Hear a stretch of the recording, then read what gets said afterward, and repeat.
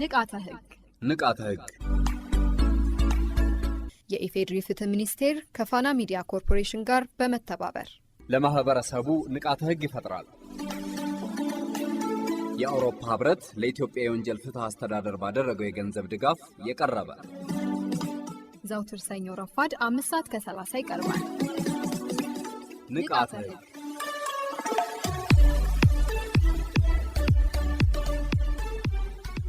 በዚህ ፕሮግራም የሚተላለፉ መልእክቶች የአውሮፓ ህብረትን አቋም ያንጸባርቃሉ ማለት አይደለም። ሰላም ጤና ይስጥልን የተወደዳችሁ አድማጮቻችን፣ ሳምንታዊው የንቃተ ህግ ዝግጅታችን መደመጡን ጀምሯል። በዛሬው ዝግጅታችን በዋናነት በወንጀል የተገኘ ንብረት ማስመለስ የህግ ማዕቀፍን የምንመለከት ሲሆን የመረጃ ሰዓትና የሙዚቃ ግብዣም ይኖረናል። እስከ ዝግጅታችን ፍጻሜ ድረስ አብራችሁን ትቆዩ ዘንድ ግብዣችን ነው። አሁን በቀጥታ ብሩክ ድንቁ መረጃ ያስቀኘናል። አብራችሁን ቆዩ። የወንጀል ህግ ዓላማና ግብ። የወንጀል ህግ መደረግ ያለባቸውንና መደረግ የሌለባቸውን ድርጊቶች በዝርዝር የሚያመለክትና በመደረጋቸውና ባለመደረጋቸው የተነሳ በድርጊቱ ፈጻሚዎች ላይ የሚጣለውን የቅጣት መጠን የሚወስን ህግ ነው። የወንጀል ህጉ ይህን ሲያደርግ የራሱ ዓላማና ግብ ያለው ሲሆን ይህ ጽሑፍም የወንጀል ህጉን ዓላማና ግብ በአጭሩ የሚዳስስ ይሆናል። የወንጀል ህግ ዓላማ። ወንጀል የሀገርንና የጠቅላላውን ማህበረሰብ ጥቅም የሚጎዳ ተግባር ነው። በዚሁ መነሻነትም የወንጀል ህጋችንን ዓላማ ለጠቅላላው ጥቅም ሲባል የሀገሪቱን መንግስት፣ የህዝቦቹን፣ የነዋሪዎቹን ሰላም፣ ደህንነት፣ ስርዓት፣ መብትና ጥቅም መጠበቅና ማረጋገጥ እንደሆነ በህጉ አንቀጽ 1 ተመልክቷል። ይህም ሲባል የሀገሪቱን ሉዓላዊነት፣ አጠቃላይ ሰላምና ደህንነት፣ የመንግስትና የህዝብን ደህንነትን እንዲሁም አንድ የወንጀል ድርጊት ሲፈጸም የጠቅላላው ህብረተሰብ ጥቅምን የሚጎዳ ከመሆኑ አንጻር የዜጎችን ግለሰባዊ መብትና ደህንነት ማስጠበቅን የሚያካትት ነው። የወንጀል ህግ ግብ።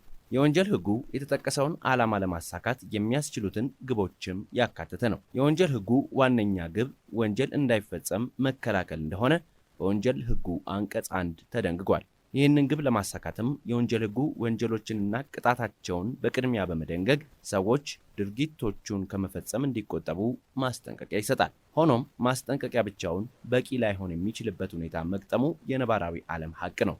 ህጉ ይህን ታሳቢ በማድረግ ማስጠንቀቂያውን በመተላለፍ ወንጀል የሚፈጽሙ አጥፊዎች ህጉ ባስቀመጠው መሰረት በጥፋታቸው ልክ ተቀጥተው ሌላ ወንጀል ከመፈጸም እንዲቆጠቡ እንዲሁም ሌሎችም ከዚህ በመማር ከወንጀል እንዲታቀቡ በማድረግ ወንጀሎች እንዳይፈጸሙ መከላከል ሌላኛው የወንጀል ህጉ ግብ መሆኑን ከህጉ አንቀጽ 1 መረዳት ይቻላል።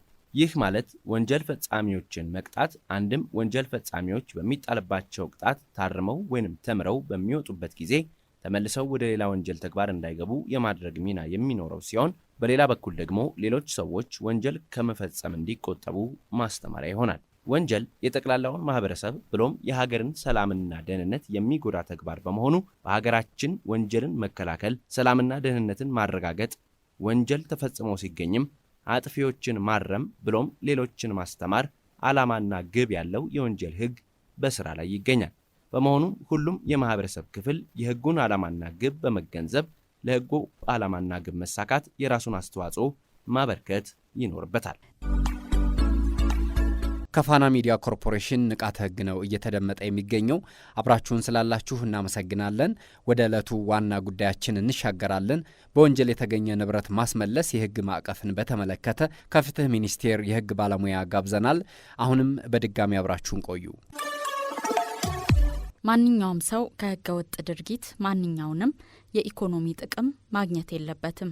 ምንጩ ያልታወቀ ንብረት በአንድ ሀገር የግብር ስርዓት፣ የውጭ ምንዛሬ፣ የገንዘብ ዝውውር ስርዓትና የውጭ ቀጥተኛ ኢንቨስትመንት ላይ ከፍተኛ አሉታዊ ተጽዕኖ ያሳድራል። አሁን ላይ የኢኮኖሚና የሙስና ወንጀሎች በሀገራችን ኢኮኖሚያዊ ጥቅም ላይ ከፍተኛ ጉዳት እያደረሱ ስለመሆኑ አጠያያቂ አይደለም። በተለያየ ጊዜ በወንጀል የተገኘ ንብረትን ማጥናት፣ መለየት፣ ማገድ፣ መያዝ፣ መመርመር፣ መክሰስ፣ ንብረት ማስተዳደርና መውረስን በሚመለከት በተለያዩ የሕግ ማዕቀፎች ስር ተካተው ይገኙ የነበረ ቢሆንም እነዚህ የሕግ ማዕቀፎች በመንግስትና ህዝባዊ ድርጅት ሰራተኞች ላይ ብቻ የተወሰኑ በመሆኑ ሌሎች የሕግ ሰውነት ያላቸው ድርጅቶች በወንጀል ድርጊት አማካኝነት የተገኘን ንብረት የማስመለስ ሂደት ላይ ችግሩን መከላከልና መቆጣጠር ላይ ክፍተት ፈጥሯል። በመሆኑም ይህን ወንጀል ለመከላከልና ለመቆጣጠር ተበታትነው የነበሩትን የሕግ ማዕቀፎች በአንድ የሕግ ማዕቀፍ በማምጣት ለሁሉም የወንጀል አይነቶች እንዲያገለግሉ በማድረግና መሰረታዊ የሕግና የአፈጻጸም ጥያቄዎችን ወጥነትና በቂ ምላሽ የሚሰጥ የሕግ ስርዓት መዘርጋት በማስፈለጉ በስራ ላይ የነበሩትን የንብረት ማስመለስ፣ ማገድ፣ መያዝ፣ ማስተዳደርና መውረስን የሚመለከቱ የአዋጆቹን ድንጋጌዎች በመሻር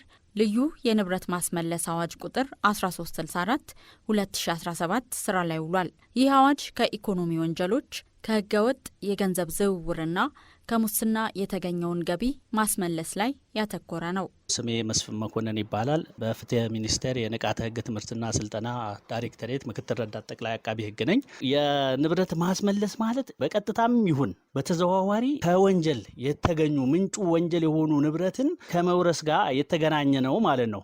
እዚህ ላይ የወንጀል ፍሬ የሆኑ ንብረቶች ማለት ምንድናቸው የሚሉ ነገሮችን ስናይ አንደኛ የወንጀል ፍሬ የሆኑ ንብረት ማለት በቀጥታም ይሁን በተዘዋዋሪ ከወንጀል የተገኘ ንብረትን ያካትታል ማለት ነው። አንድ ሰው ለምሳሌ ወንጀል ከሰራ በኋላ ያንን ወንጀል በሙስና ሊሆን ይችላል፣ በተለያዩ ድርጊቶች ገቢዎችን ወይም ደግሞ ገንዘብን ሊያገኝ ይችላል። ያ በህገወጥ መንገድ ያገኘውን ገንዘብ እንደ ህግ እንዳይደርስበት የመደበቅ፣ የመቀላቀል፣ የመለወጥ ስራዎችን በብዛት ስለሚሰራ ይሄ ህግ ከወንጀል ፍሬ ጋር የተገናኙ የተቀላቀሉ ወይም የተለወጡ ንብረቶችንም መርምሮ የማግኘት የመቀበል እና የማስመለስ ሂደቶችንም ይጨምራል ማለት ነው። ለምሳሌ አንድ ሰው በወንጀል ተግባር ያገኘውን ንብረት ለምሳሌ በውርስ ያገኘውን ቤት ቢያድስበት፣ ከውርስ ጋር ያገኘውን ንብረት ጋር ቢቀላቅለው ወይም ደግሞ በሙስና ያገኘውን ከፍተኛ የሆነ ገንዘብ ቀጥታ ወደ ኢንቨስትመንት ቢያውለው በህጋዊ መንገድ አውጥቶ ኢንቨስትመንት ስራዎችን ቢሰራ ይሄ ገንዘብ ምንጩ በወንጀል የተገኘ ንብረት ነው ማለት ነው።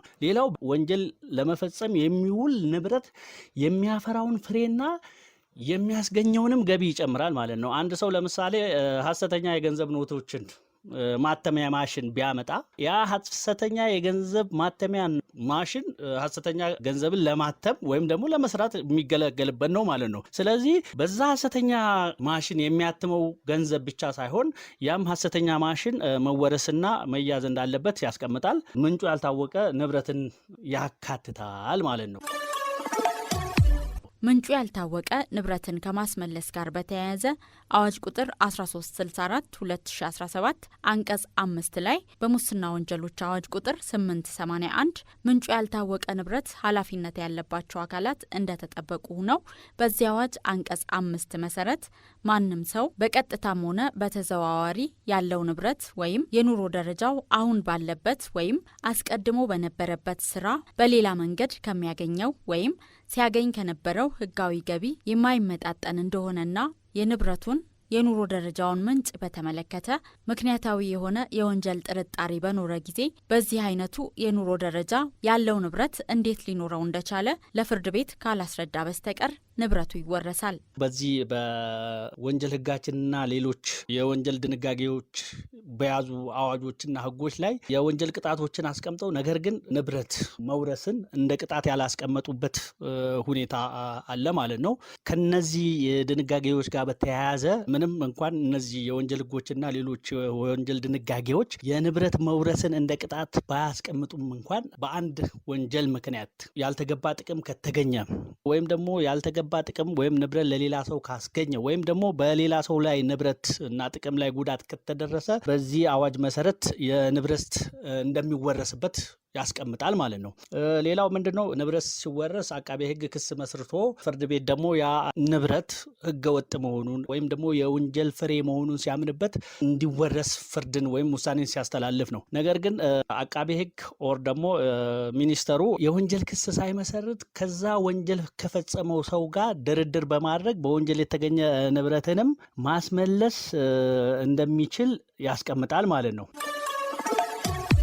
በወንጀል ድርጊት የተገኘ ንብረትን ከመውረስ ጋር በተያያዘ ሁለት አይነት የመውረስ አይነቶች እንዳሉ ተቀምጧል። በጥፋተኝነት ውሳኔ ላይ የተመሰረተ የንብረት መውረስና በጥፋተኝነት ላይ ያልተመሰረተ የንብረት መውረስ። በአዋጁ አንቀጽ 29 መሰረት በጥፋተኝነት ውሳኔ ላይ የተመሰረተ የንብረት መውረስ ማለት ተከሳሹ በፍርድ ቤት በወንጀል ድርጊት የጥፋተኝነት ውሳኔ መሰረት ተደርጎ የሚከናወን ነው ማለት ነው። በዚሁም መሰረት በወንጀል ክስ ጥፋተኛ የተባለ ማንኛውም ሰው ከወንጀል ድርጊቱ የንብረት ጥቅም ያገኘ፣ ለሌላ ሰው ያስገኘ ወይም በሌላ ሰው ጥቅም ላይ ጉዳት ያደረሰ እንደሆነ ንብረቱ እንዲወረስ አቃቤ ሕግ ለፍርድ ቤት በሚያቀርበው ማመልከቻ የሚወረስ ሲሆን የወንጀል ቅጣት በይቅርታ ወይም ደግሞ በምህረት ቀሪ መደረግ፣ መገደብ ወይም በአመክሮ መለቀቅ መቃወሚያ አድርጎ ማቅረብ እንደማይችል ያስቀምጣል ማለት ነው። ሌላኛው በጥፋተኝነት ላይ ያልተመሰረተ የንብረት መውረስ ሂደት ነው። ይህም በአንቀጽ 30 ላይ የተቀመጠ ሲሆን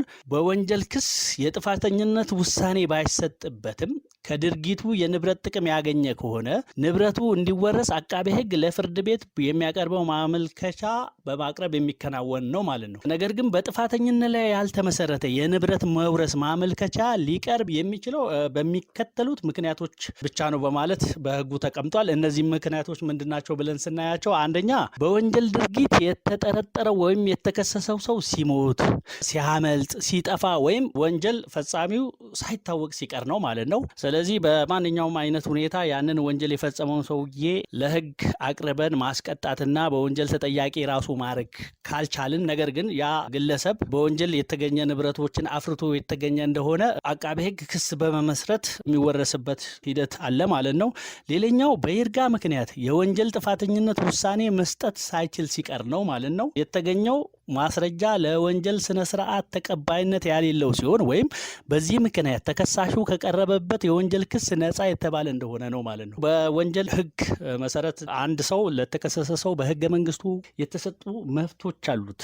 አንድ መርማሪ ፖሊስ ወይም አቃቤ ሕግ ወንጀልን በሚመረምርበት ጊዜ ሕግንና ሕጋዊነትን ተከትሎ ማስረጃ ማሰባሰብ እንዳለበት፣ ያ በሕገ ወጥ መንገድ ያገኘው ማስረጃ ለፍርድ ቤት መቅረብ እንደማይችል ያስቀምጣል ማለት ነው። አንድ ግለሰብ ላይ ወንጀል ፈጽሞ ነገር ግን ያንን የወንጀሉን የፈጸመበትን በህገወጥ የሆነ ማስረጃ ለምሳሌ በመደብደብ፣ በማስገደድ፣ በመደለል የተለያዩ ተስፋዎችን በመስጠት የሚገኙ ማስረጃዎች በህግ ፊት ተቀባይነት አይኖራቸውም ማለት ነው። በወንጀለኛ ስነ ስርዓቱም በህገ መንግስቱም የተከለከሉ በመሆናቸው ማለት ነው። እንደዚህ አይነት ነገር ሲከሰቱ ፍርድ ቤቱ ያንን ማስረጃ ተቀባይነት ሳይኖረው ሲቀር ወይም ደግሞ የወንጀል ክስ መመስረት ሳይቻል ወይም ደግሞ በእንደዚህ አይነት ምክንያት ከወንጀል ነፃ ቢሆኑም ነገር ግን በተጨባጭ በወንጀል ፍሬ ያገኙት ንብረት በመኖሩ ያንን በወንጀል ያገኙትን የወንጀል ፍሬ የሆነ ንብረታቸውን በህጋዊ መንገድ ክስ በመመስረት የሚወረስበት ሁኔታ ነው ማለት ነው። ሌላው ተከሳሹ ምህረት ሲደረግለት የጥፋተኝነት ውሳኔ ከተሰጠበት የወንጀል ድርጊት ጋር በቀጥታም ሆነ በተዘዋዋሪ የሚገናኝና በሶስተኛ ወገን ይዞታ ወይም ባለቤትነት ስር የሚገኝ ንብረት ሲሆን ተጠርጣሪው በወንጀል ያለመከሰስ መብት ያለው ሲሆን እና የህግ ሰውነት የተሰጣቸው ተቋማት በአዋጅ ቁጥር 1364 2017 አንቀጽ 4 ህዝባር 2 ስር የተጠቀሱት ተቋማትን ሳይጨምር ከወንጀል ድርጊት ንብረት ያገኙ ሲሆንና በወንጀል የማይከሰሱ ሁኔታ ሲኖር ከክስ ነፃ ተደርጎ ወደ ምስክርነት የዞረ እና በድርጊቱ ያገኘውን ንብረት ለመመለስ ፈቃደኛ ያልሆነ እንደሆነ የተገኘው የማስረጃ በወንጀል ክስ የጥፋተኝነት ውሳኔ ለመስጠት የወንጀል ማስረጃ ምዘና መስፈርትን የማያሟላ መሆኑ ተከሳሹ በንብረት መውረስ ክስ ነፃ የማያደርገው መሆኑን ያስቀምጣል ማለት ነው። የንብረት ማስመለስ ምርመራ አጀማመርን በተመለከተ መቼ እንደሚጀምር፣ እንዴት እንደሚጀምርና ማን ጥቆማ እንደሚሰጥም ጭምር በህጉ ላይ በሰፊው ተዘርዝሮ እንደሚገኝም አብራርተዋል። በእኛ ሀገር አንዳንድ ሰዎች አነስተኛ ስራ እየሰሩ ስራ መኖራቸው ራሱ ሳይታወቅ ነገር ግን ከፍተኛ የሆነ ንብረት አፍርተው የተንደላቀቀ ኑሮ ከህብረተሰቡ የተለየ በጣም የተንደላቀቀና ወጣ ያለ ኑሮ የሚኖሩ ነገር ግን አነስተኛ ስራ ላይ የተሰማሩ ሰዎች አሉ። እስከናካቴው ራሱ ስራ የማይሰራ ሰው ነገር ግን ከፍተኛ የሆነ ንብረት ያካበተ የተንደላቀቀና ውድ የሆኑ የኑሮ ዘይቤን የሚመሩ ሰዎች፣ አንዳንዴም ደግሞ ዝቅተኛ የኑሮ ደረጃ ያለው በማለት ከግብር ነፃ ሆነው ነገር ግን ከፍተኛ የሆነ ገንዘብ እና ንብረት ያፈሩ ከፍተኛ ኑሮ ደረጃ የሚያሳዩ ሰዎች አሉ ማለት ነው። ስለዚህ እነዚህ ሰዎች ይሄንን ገንዘብ ወይም ደግሞ የዚህን የኑሮ ደረጃ እንዴት ሊኖሩ እንደቻሉ ያንን ንብረት ደግሞ እንዴት እንዳፈሩ አንደኛ ከዚህ በፊት ከሚሰሩት ስራ ከሚያገኙት ገቢ ወይም ደግሞ አሁን በሚሰሩት ስራ ወይም የሚያገኙትን ገቢ ጋር ምክንያታዊ የሆነ እና ትክክለኛ የሆነ ማስረጃ በማቅረብ ኑሯቸውና ገቢያቸው ተመጣጣኝ መሆኑን ማስረዳት መቻል አለባቸው። ያንን የማያስረዱ ከሆነ ተገቢ የሆነ ጥርጣሬ ያለ እንደሆነ አቃቤ ሕግ እነዚህ ሰዎች ይህንን ንብረት ከየት እንዳፈሩ በምን አይነት ሁኔታ እንዳፈሩ ጥያቄ ሲያቀርብላቸው በጽሁፍ የንብረቱን ምንጭ ያገኙትን ገቢ እያንዳንዱን ከማስረጃ ጋር አቅርበው ማረጋገጥ መቻል አለባቸው። ያንን ምክንያታዊ በሆነ መንገድ ካላስረዱ አቃቤ ሕግ ይህንን ያገኙትን ንብረት እንዲወረስ ለፍርድ ቤት ማመልከት እንደሚችል ያስቀምጣል ማለት ነው።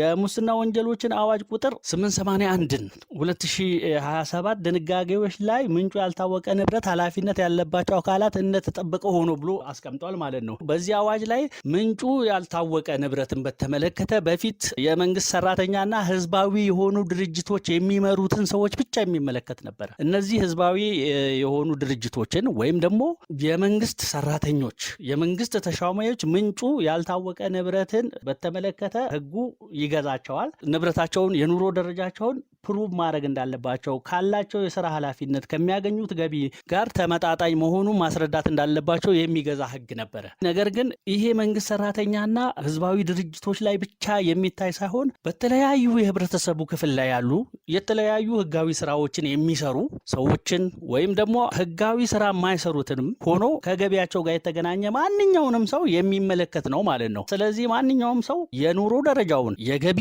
ምንጩን ማስረዳት ማረጋገጥ እና በህጋዊ መንገድ ማስረዳት እንዳለበት ያስቀምጣል ማለት ነው። ከዚህ ጋር በተገናኘ አዋጁ አንቀጽ 8 ስር ምንጩ ያልታወቀ ንብረት ክስ የሚቀርብበት ጊዜና የገንዘብ መጠንን በተመለከተ አስቀምጧል። በወንጀል የተገኘ ንብረት ማስመለስ አዋጅ ቁጥር 1364 2017 ተፈጻሚ ከመሆኑ በፊት ባሉት 10 ዓመታት ውስጥ ወይም ተፈጻሚ ከሆነበት ጊዜ ጀምሮ የተገኘ ምንጩ ያልታወቀ ንብረት ለማስመለስ በዚህ አዋጅ መሰረት ምንጩ ያልታወቀ ንብረት ክስ ሊቀርብ ይችላል። በወንጀል የተገኘ ንብረት ማስመለስ አዋጅ ቁጥር 1364 2017 ተፈጻሚ ከመሆኑ በፊት ባሉት 10 ዓመታት ውስጥ በተገኘ ምንጩ ያልታወቀ ንብረት ላይ ክስ የሚቀርበው ምንጩ ያልታወቀው ንብረት ግምት ከብር 10 ሚሊዮን ብር በላይ ሲሆን ነው በማለት ህጉ ያስቀምጣል ማለት ነው።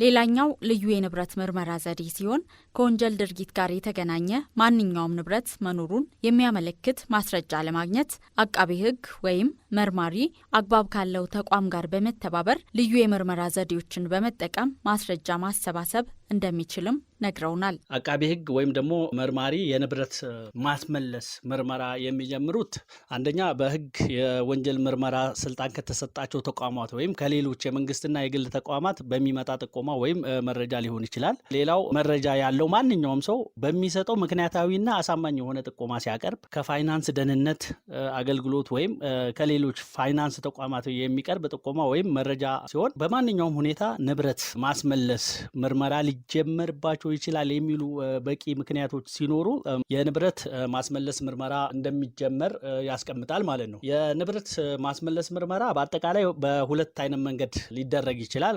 ይሄውም የጠቅላላ የንብረት ምርመራ ዘዴና ልዩ የንብረት ምርመራ ዘዴ ብለን ለሁለት ልንከፍለው እንችላለን ማለት ነው። ጠቅላላ የንብረት ምርመራ ዘዴ በወንጀል ስነ ስርዓት ህግና በሌሎች ልዩ ህጎች የምርመራ ዘዴን በተመለከተ የተደነገጉት እንደተጠበቁ ሆኖ አቃቤ ሕግ ወይም መርማሪ የንብረት ምርመራ በሚያከናውንበት ጊዜ የሚከተሉትን የምርመራ ዘዴዎችን ሊጠቀም ይችላል ማለት ነው። አንደኛ የገንዘብ ፍሰት ሰነዶችና ምናባዊ ንብረት ምርመራ ሊሆን ይችላል ማለት ነው። ይሄ ምናባዊ ንብረት የምንለው ምንድነው? በአሁኑ ጊዜ ከቴክኖሎጂ እድገት ጋር በተገናኘ ዲጂታል የሆኑ ከረንሲዎች ለምሳሌ እንደ በዲጂታል የተፈጠሩ የመገበያያ ዘዴዎች አሉ። እነ ቢትኮይን ሊሆን ይችላል፣ ባይናንስ የምንላቸው ቶክን ምናምን የሚባሉ የተለያዩ የማይታዩ ግን ደግሞ በዲጂታል በዲጂታል ዓለም ውስጥ ያሉ ንብረቶች ምናባዊ ንብረት ተብለው ይቀመጣሉ ማለት ነው። ስለዚህ ይሄ ምርመራ የእነዚህንም ንብረት ያካትታል ማለት ነው። የዚህ የዲጂታል ንብረቶችም ማለት ነው። ሌላው የቀረጥና የግብር ሰነዶች ምርመራ፣ የንግድ ምዝገባ ፍቃድ ሰነዶች ምርመራ፣ የማይንቀሳቀሱ ወይም የሚንቀሳቀሱ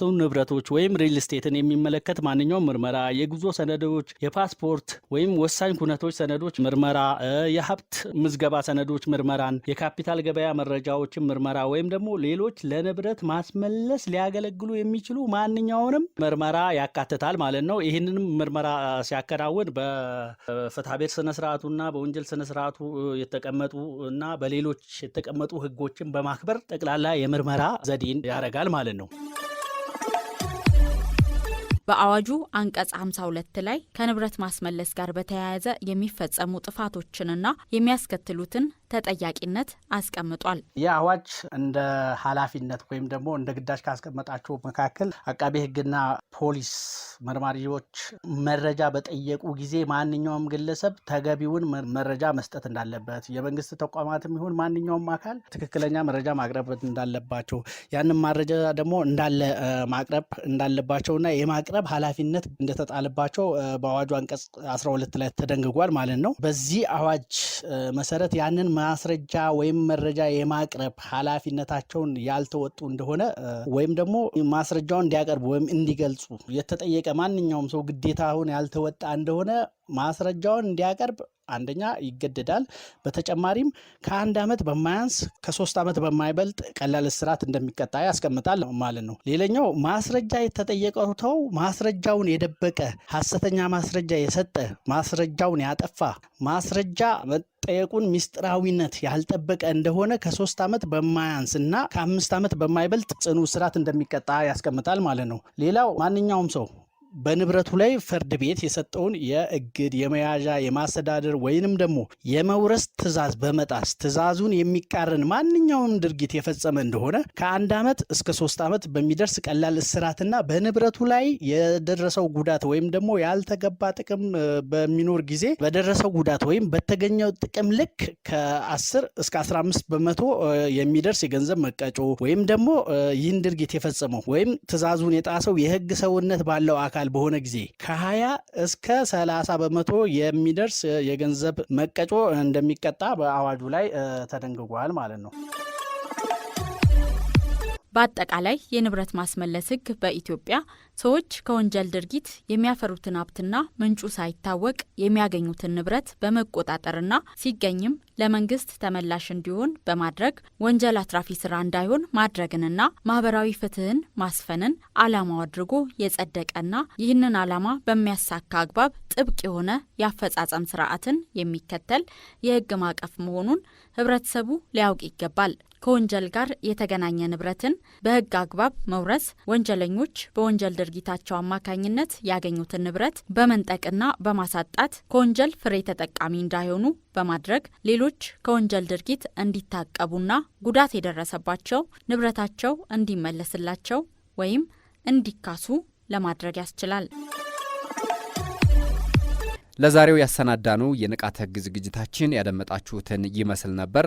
ፕሮግራሙን አዘጋጅታ ያቀረበችላችሁ ትህትና ካሳሁን ስትሆን እኔም ቢኒያም ማስናቀ ፕሮግራሙን እየመራሁኝ አብሬያችሁ ቆይታን አደረግኩ። መልካም ሳምንት ይሁንላችሁ።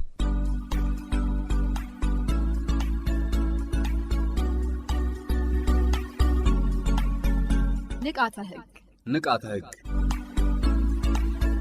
የኢፌዴሪ ፍትህ ሚኒስቴር ከፋና ሚዲያ ኮርፖሬሽን ጋር በመተባበር ለማህበረሰቡ ንቃተ ህግ ይፈጥራል። የአውሮፓ ህብረት ለኢትዮጵያ የወንጀል ፍትህ አስተዳደር ባደረገው የገንዘብ ድጋፍ የቀረበ ዘውትር ሰኞ ረፋድ 5:30 ይቀርባል። ንቃተ ህግ